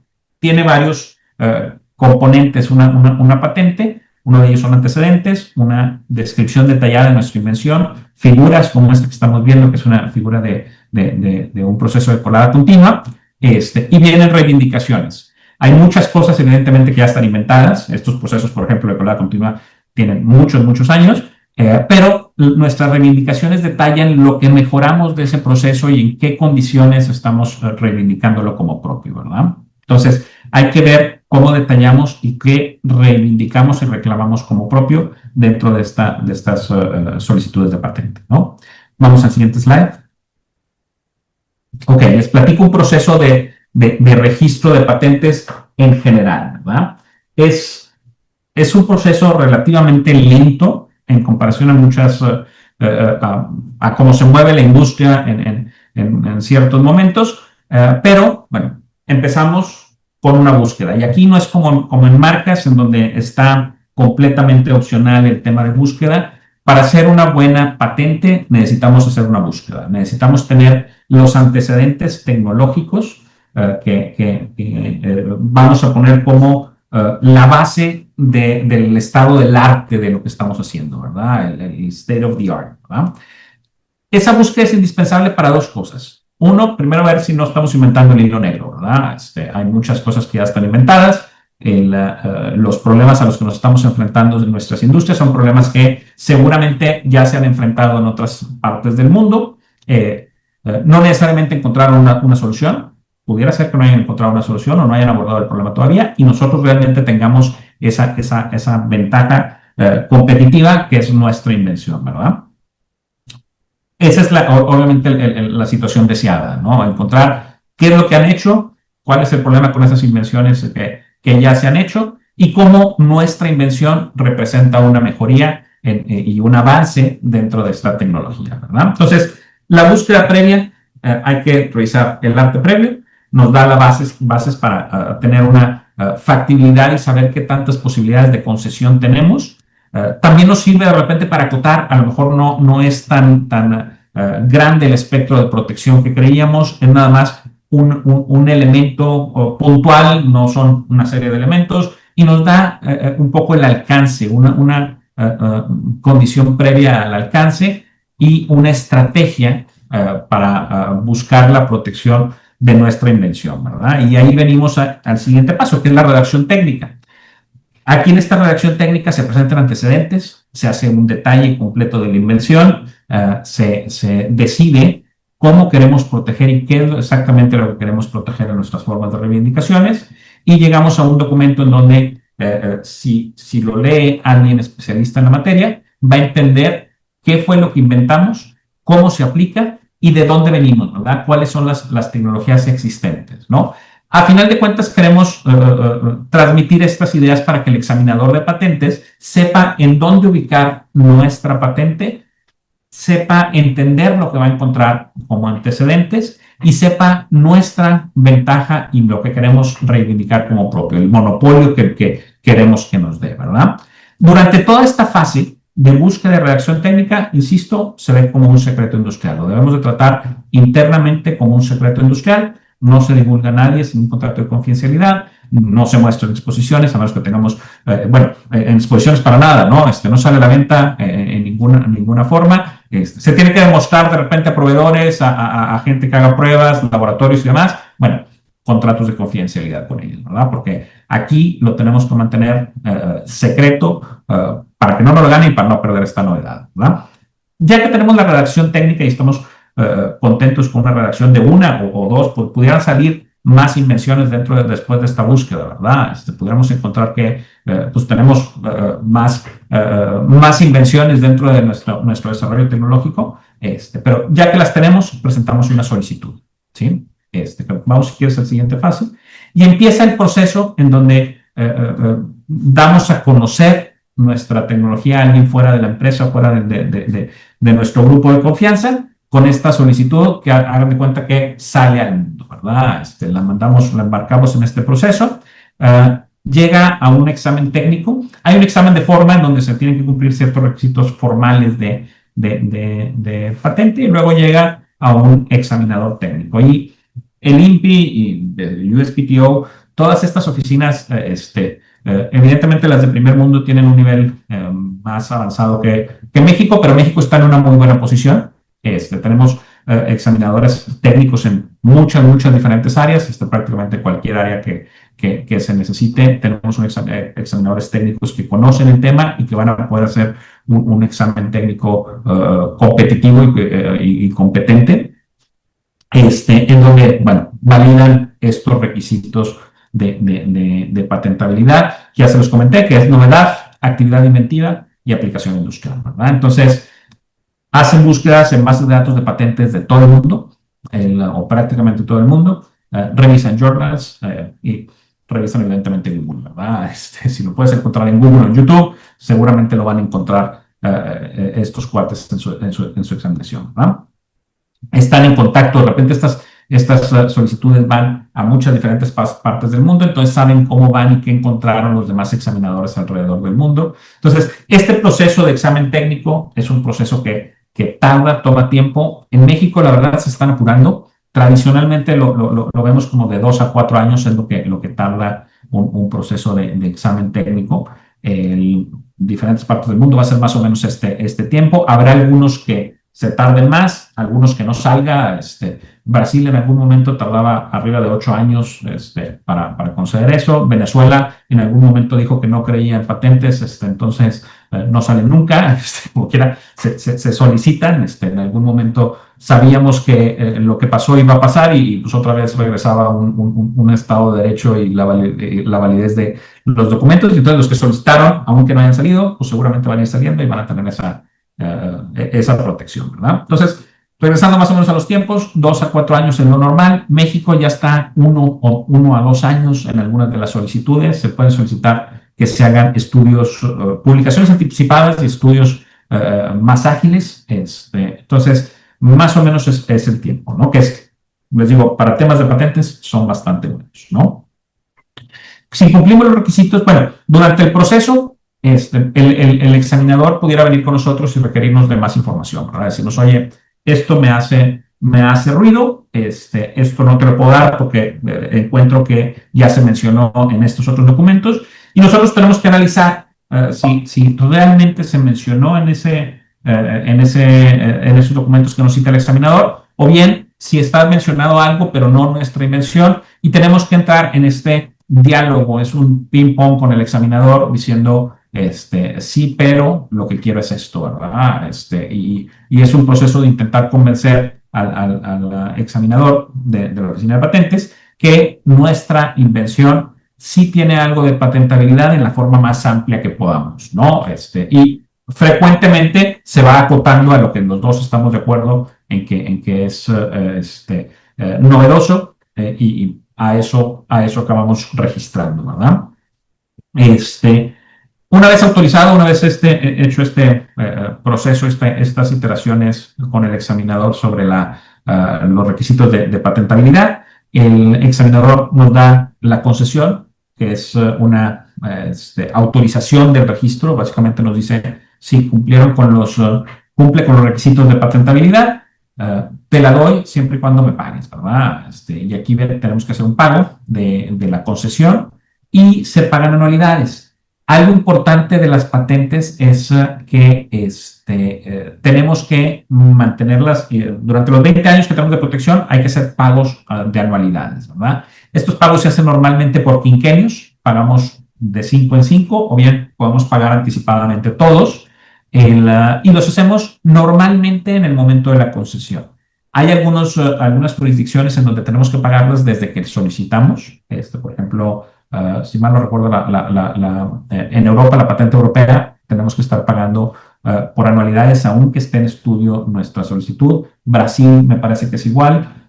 Y bueno, cada país tiene sus peculiaridades, pero en general pagamos hasta el momento que nos la conceden el tema de anualidades, ¿no?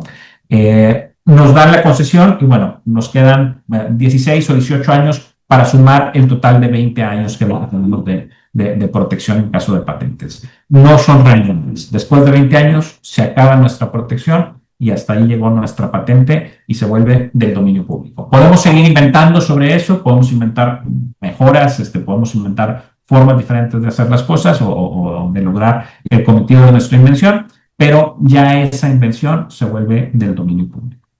Frecuentemente las invenciones se llevan en conjunto con marcas, y ahorita les platico un poquito más de esa estrategia en otro de los temas que traemos por aquí. Si quieres, vamos al siguiente slide, Carlos. Existe un proceso que es una patente provisional, que es prácticamente exclusivo de Estados Unidos, y ahora México tiene también esa figura. Todavía esto tiene unas cuantas semanas, ¿verdad?, de que apareció la patente provisional, y es que, como les comentaba, el tema de la novedad es muy importante. Entonces, el proceso de búsqueda y redacción técnica es un proceso que tarda, es un proceso que tiene cierta lentitud, y entonces, cuando tenemos una invención, podemos redactar y detallar esa invención tal cual y solicitar una patente provisional. No es una patente como tal, es como nada más meter el pie a la puerta, es decir, a mí se me ocurrió esto ahorita, todavía no lo tengo redactado, todavía no tengo antecedentes, todavía no sé exactamente qué es lo que voy a reivindicar, pero se me ocurrió esto el día de hoy, ahí está como patente provisional, ¿no? Y entonces lo que divulguemos en ese documento lo van a reconocer como invención propia en la fecha en que se solicitó. No con las formalidades que tiene una patente definitiva, pero tenemos 12 meses para presentar esa patente definitiva, ¿no? Después de esos 12 meses se perdió, ¿verdad? hasta ahí llegó, ¿verdad? Entonces, es una figura que de repente es útil, sobre todo en patentes muy, muy complejas, o que tenemos miedo que alguien nos lo vaya a ganar, o tenemos miedo que se filtró esta información de alguna forma no apropiada. Bueno, tenemos la figura de patente provisional y ya nos da cierta tranquilidad en este proceso, ¿no? Es, como les digo, indispensable la solicitud a los 12 meses después de la provisional como máximo, si no, perdemos toda esta ventaja, ¿verdad? Alberto, tiene una pregunta la asistente Rosina Rentería en cuanto a cómo funcionan las patentes en alimentos, en cuanto a que si se pueden registrar las recetas o solo aplica tecnología y ciencia. En el tema de la innovación es importante ubicar qué podemos proteger y qué no. Una receta es muy poco común que se pudiera lograr, salvo que fuera una novedad tecnológica donde nadie había cristalizado un aminoácido y obtenemos algo. El tema con los alimentos es que lo que sí se pueden registrar son marcas nominativas, es cómo se llama ese platillo o esa bebida y nadie lo puede vender con ese título, y también se puede registrar la forma. Algunos de los ejemplos de esto en chocolate son los Kisses de Hershey's o el Toblerone, pero si quieres abundar sobre el tema de registros cruzados, Alberto. Correcto. Recetas son muy difíciles de registrar, ¿no? Porque es difícil que se considere una invención, porque finalmente es una mezcla de sabores. A menos que, como dice Carlos, haya un proceso que no sea obvio en la preparación de alimentos, evidentemente sí, ¿no? Menciona Carlos el ejemplo de Hershey. Hershey tiene obviamente un montón de patentes para su proceso, ¿no? No necesariamente sus recetas, no necesariamente la mezcla de ciertos ingredientes, a menos que produzcan algo no obvio en la materia, ¿verdad? O sea, entonces tiene que ser casos muy, muy particulares el tema de recetas. Frecuentemente lo que hacen los fabricantes es mantenerlo como secreto industrial, ¿no? Y en la industria de alimentos y bebidas encontramos un montón, ¿verdad? Está Kentucky con su receta secreta, la de Coca-Cola es un ejemplo clásico que es un secreto industrial. Entonces, hay muchos ejemplos ahí de cómo se intenta mantener ese activo como un secreto industrial y no divulgarlo como una patente, ¿no? Acuérdense que termina en 20 años, pensando que sí sea algo registrable, esto termina en 20 años y a lo mejor la empresa va a durar más. Tiene un alcance territorial y a lo mejor la receta puede salir a otras partes del mundo, ¿no? Entonces, recetas normalmente las vemos como secreto industrial, a menos que tenga alguna de estas particularidades que la pueda hacer patentable, y normalmente ya no es hacia el producto, ya no es hacia el alimento, ¿no? Nos vamos hacia el proceso, nos vamos hacia la conservación del alimento, a algo diferente a una receta como la conocemos tradicionalmente, ¿no? Si quieres, vamos al siguiente slide y creo que tenemos algo de los diferentes tipos de patentes. Ahorita, de lo que estoy hablando es de lo que se conoce como patentes, o en Estados Unidos como utility patent, que es la patente tradicional que tenemos, ¿no? En México tenemos patentes, tenemos modelos de utilidad que en Estados Unidos también cae dentro del utility patent, le conocen también de repente como small patent.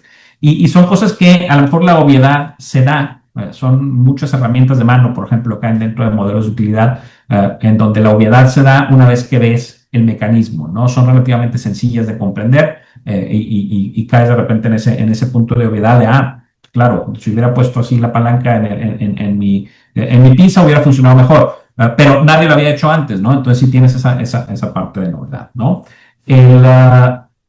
Tenemos el diseño industrial, que en Estados Unidos se ve también como patente de diseño, y es algo que vale mucho la pena de enfatizar. Los diseños, imaginemos un diseño de un zapato, un diseño de una botella, en el caso de vinos o en el caso de perfumes, estas pueden ser registradas como diseños industriales. En México, en Estados Unidos como patent design o design patent.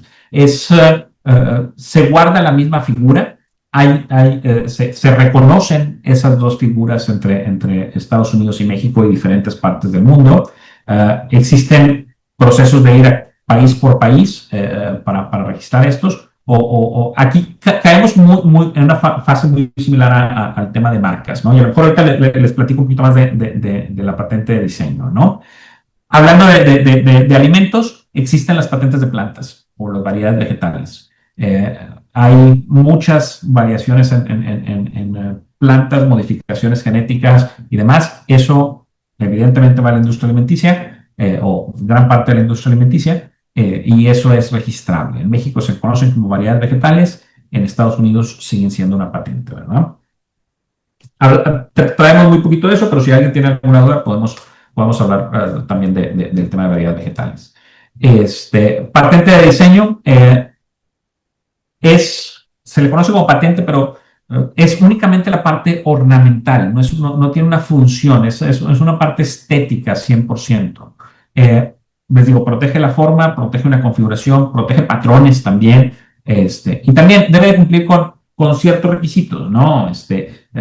Novedad, originalidad y no obviedad son parte de ellos, aunque los puse aquí en relación al tema de patentes, pero los requisitos son básicamente esto, ¿verdad? O sea, tiene que tener una actividad creativa dentro de esta patente o de este diseño. Tiene que, obviamente, tener una autoría y demás, ¿verdad?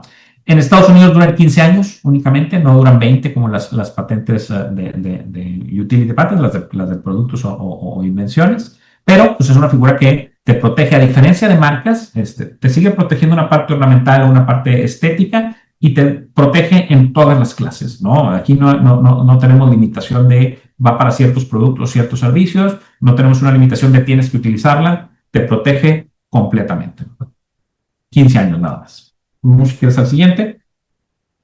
Para hacer una analogía con lo que tenemos en México, que es el diseño industrial, nuevamente protege únicamente el aspecto ornamental, debe de tener los mismos requisitos o prácticamente son los mismos en todas las partes del mundo, y aquí duran 5 años, renovables hasta 25, y ahí muere nuestro diseño industrial, ¿no? Vamos, si quieres al siguiente. Territorialidad, y aquí es uno de los puntos críticos en temas de patentes, y es que igual son territorios los que te dan esa protección, ¿no? Si tú solicitas en México, tienen la protección únicamente en México. Si solicitas en Estados Unidos, tienen la protección en Estados Unidos. Canadá igual. País por país existen la patente europea, pero salvo unas cuantas excepciones, es país por país, ¿no? Tú solicitas ese registro, le pagas a ese país por ese monopolio y te otorgan ese monopolio. Si le pagas a otro país, no te hacen válido el monopolio que tienes en México en otra parte, ¿no? Sí se reconocen, y sí hay un proceso para ir a país por país, que ahorita les hablaré de él, pero lo que tenemos que quedar es que tenemos esta territorialidad. Vamos al siguiente slide. Existe, para registrar en todos los países, y la limitante más importante o el factor más importante es el tema de novedad y tiempo. Les comentaba al principio que los tiempos son muy relevantes en temas de patentes, porque si nos pasamos de esos tiempos la perdemos definitivamente, ¿verdad? Y no hay una opción de volver a solicitar como en marcas, no hay una opción de se me pasó un día, a lo mejor tengo que hacer otro trámite y listo. No, pasan y se vencen definitivamente, ¿no? Hay ciertas prórrogas en algunos lados para algunas cosas, no para todo, ¿no? Por ejemplo, para el tema de novedad son muy estrictos, ¿no? Existe una ruta o una opción que se llama PCT, que es una de las más convenientes quizá la más conveniente para expandirnos y ampliar nuestros plazos para ir país por país. Se le conoce como patente internacional, o de repente la van a escuchar como patente internacional, pero nuevamente no da una protección, sino nada más nos aumenta la prioridad de nuestro derecho de prioridad y nos facilita un poquito el proceso, ¿verdad? Requerimos presentar una solicitud PCT que se hace ante la Organización Mundial de la Propiedad Industrial, y ellos son los que hacen un estudio de forma y un estudio preliminar de fondo, haciendo un dictamen técnico. Dan un dictamen técnico que hagan de cuenta que les ahorra un poco del trabajo que tienen que hacer cada país dentro de este proceso, ¿no? El reporte se envía a todos los estados que son contratantes del PCT, y debemos de presentar nuestra solicitud PCT a más tardar 12 meses de haber presentado nuestra solicitud de origen. ¿Por qué? Porque 12 meses es lo que nos dura la novedad de nuestra solicitud de patente, contado desde el momento en que la presentamos en el país de origen, ¿verdad? Entonces, si la presentamos en México en enero del 2026, tenemos hasta enero del 2027 para presentar, ya sea en la PCT o en cada uno de los otros países, para que se reconozca nuestra solicitud de México como nuestro momento de presentarlo, ¿verdad? Si no, la van a reconocer como que la presentaste en febrero del 2027 y tu misma solicitud de enero del 2026 va a ser un antecedente que va a quitarle novedad a tu solicitud en el otro país, ¿no? Entonces, tenemos que ir hilando nuestras solicitudes, ¿no? Y eso le llamamos prioridad. Entonces, si tú tienes una solicitud de origen o el documento de primera prioridad, digámoslo así, todos tus tiempos los calculas en base a esa primera solicitud, sea en el país en donde sea, ¿no? Si solicitamos en México, ese es nuestro documento de prioridad, y después a los 12 meses o más tiempo llegamos a Estados Unidos, Estados Unidos va a hacer su estudio de novedad considerando la solicitud como si la hubiéramos presentado en la fecha en que solicitamos en México. Entonces, por eso es relevante la solicitud, la primera solicitud, porque es la que nos fija los plazos para prioridad. Les digo, tenemos 12 meses para presentar la PCT o irnos a cualquiera de los otros países con algo que se le conoce como el Convenio de París, que nos da estos 12 meses de prioridad. En diseños son 6 meses, entonces tenemos que tener un poco de cuidado ahí con los dos tiempos. En diseños industriales son únicamente 6 meses, no tenemos los 12. Pues tenemos que irnos a todos los países que nos interesa en 12 meses. Es un plazo relativo muy corto realmente para preparar todas las presentaciones. Son procesos caros. Irnos a todos los países es prohibitivamente caro, entonces tenemos que ser muy estratégicos en qué países queremos ir. Tenemos que considerar también que quizá no es para nuestro producto o nuestra fabricación de nuestra invención lo que nos interesa. A lo mejor hay un fabricante mucho más grande en Francia que pudiera aprovechar nuestra tecnología y a lo mejor está interesado en nuestra tecnología como tecnología, no como principio nada más para fabricar productos. Entonces, se pueden llegar a arreglos con ellos y que dentro de estos 12 meses, para que ellos sean los titulares de la invención en Francia, ¿verdad? Ahora les digo, 12 meses de repente es muy pronto o muy poco para este tiempo. Entonces, con la PCT lo que hacemos es ampliamos 18 meses más, ¿sí? Entonces, solicitamos nuestra PCT, podemos estar un poco más tranquilos de tener estos 30 meses en total, 29, 31, dependiendo del país, pero para fines prácticos 30 meses, que es nuestra fecha límite, nuevamente contado a partir de la fecha de la primera prioridad, ¿no? Vamos, si quieres, al siguiente slide. Esto más o menos es un diagramita de cómo sería una solicitud o cómo iríamos a las fases nacionales. Presentamos nuestra solicitud inicial en el mes 0. A los 12 meses solicitamos la PCT. Tenemos esos 18 meses adicionales y acabando esos 18 meses adicionales, o sea, 30 en total, tenemos que irnos a las fases nacionales en todos los países que nos interesan. Aquí ya sí o sí tenemos que irnos. Los que no, es un no definitivo, no vamos a ir a esos países, no vamos a proteger a esos países, ¿no? Entonces, en total tenemos 30 meses a partir de la solicitud inicial para tomar decisiones e irnos y saber a qué países nos vamos, ¿verdad? Es importante analizar bien qué países son los que nos interesa proteger. Hemos visto, por ejemplo, obviamente Estados Unidos es uno de los mercados más importantes de México, la parte europea también, Centro y Sudamérica, de repente algunos son relevantes dependiendo del giro de la empresa. De repente Colombia se ha vuelto importante en algunos aspectos del mercado. Brasil, obviamente, por su tamaño. Chile son relevantes, ¿no?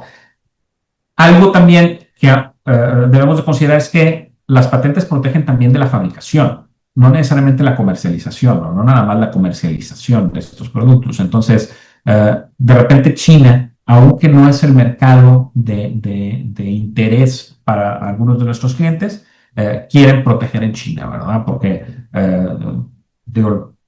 si los chinos encuentran esto, lo van a fabricar y lo van a comercializar en todo el resto del mundo, ¿verdad?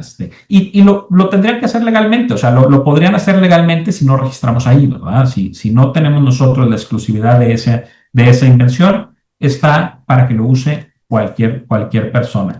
De igual forma, las patentes que no están registradas en México o que no fueron registradas a su tiempo y ya pasó los periodos para registrarse en México, son de dominio público y están para aprovecharse, ¿verdad? Entonces, eso es la dualidad del sistema de patentes. Da exclusividad por un lado y por otro lado es una fuente tecnológica para la humanidad, ¿verdad? Son las dos cosas. Entonces, con nuestras invenciones tenemos que decidir en qué momento queremos que sea un avance para la humanidad y darlo como un regalo de nosotros a la humanidad, si es el momento que lo inventamos, o 20 años después, si tenemos la protección esa de patentes, ¿no?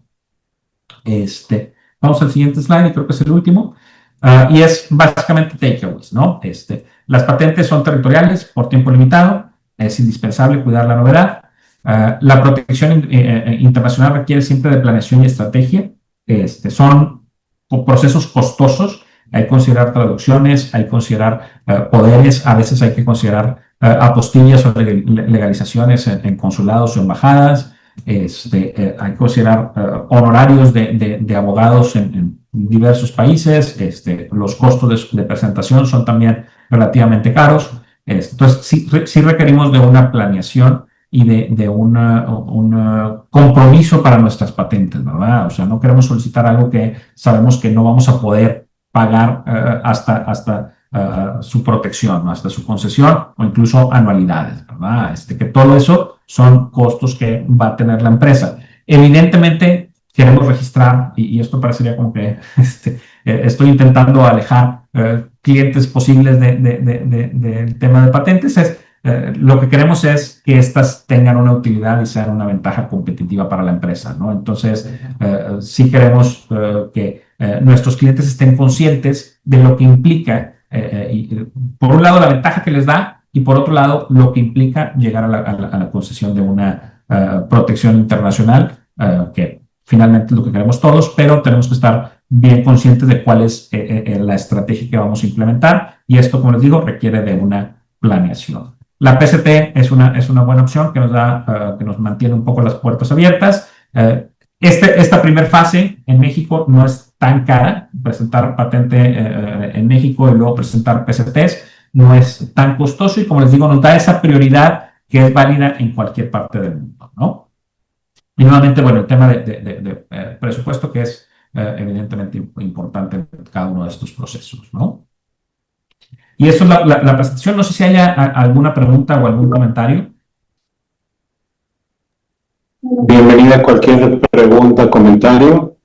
Y muy importante, y porque hicimos mucho hincapié en compartir el tema de invención e innovación, nos llegan muchas empresas argumentando que tienen su patente protegida y resulta que solo hicieron el trámite en México. Tengan mucho cuidado con este tema de territorialidad que muy atinadamente nos han compartido Alberto, Carlos, Valeria, para que no vayamos a tener un problema de que nuestra propiedad intelectual no esté lo suficientemente protegida.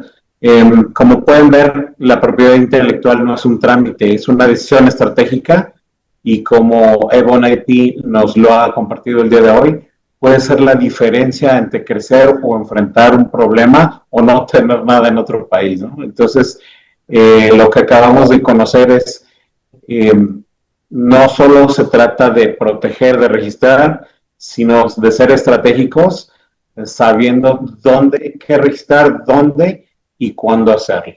Bienvenidos cualquier preguntas y respuestas de antemano a nuestros amigos de Evon IP. Esperemos que sea el primero de muchos interacciones que tengamos, pero esperamos hacer un día uno presencial. Los datos de Evon los tenemos nosotros, ya los compartimos en esta presentación. No sé, Alberto, Valeria, Carlos, si quieran cerrar su participación.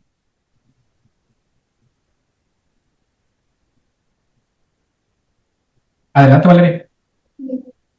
Nada, pues agradecer a Marcos, agradecer a todos los asistentes, Andrea, a todos aquí por la invitación. La verdad es que nosotros encantados Es en lo personal un tema que a mí me apasiona, entonces un gusto poder compartirlo con más y más personas. Entonces, felices, muchas gracias y esperemos que sí, que sea el primero de varios. Muchas gracias, Marcos. Muchas gracias a tu audiencia. Yo les quiero sugerir, cerrando mi participación, que no pensemos en estos procesos como unitarios, es decir, tengo una marca y entonces la voy a registrar, o llegué a un proceso novedoso y lo voy a registrar, sino que también hay manera de utilizar esto como inteligencia, es decir, si yo me dedico a la fabricación de adhesivos o los utilizo en mi proceso, pues aunque no vaya a patentar uno, sí me conviene de pronto ir más allá de lo que los esfuerzos comerciales de los proveedores me pongan a consideración y decir, a ver, un proceso que me ubique tecnológicamente en donde estoy y que puedo incorporar por aquí a lo que estoy haciendo. En el tema de marcas también podemos mapear qué están haciendo nuestros competidores o jugadores importantes de afuera por el tema de las búsquedas. Decir, oye, mira qué interesante, tal y cual, ahora registró lentes o registró joyería, y entonces consideramos, y si la industria se está moviendo para allá, más que reaccionar, mapearlo y ubicar hacia dónde podemos ir. Excelente, Carlos. Andrea, si puedes compartirla. Hola, estimados informes.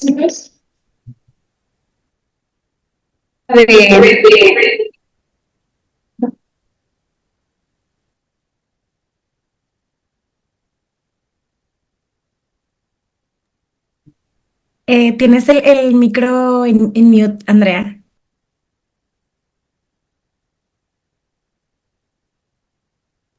Alberto, si quieres despedirte de los asistentes. No, realmente yo también nada más agradecerles la participación y la invitación a participar en este webinar.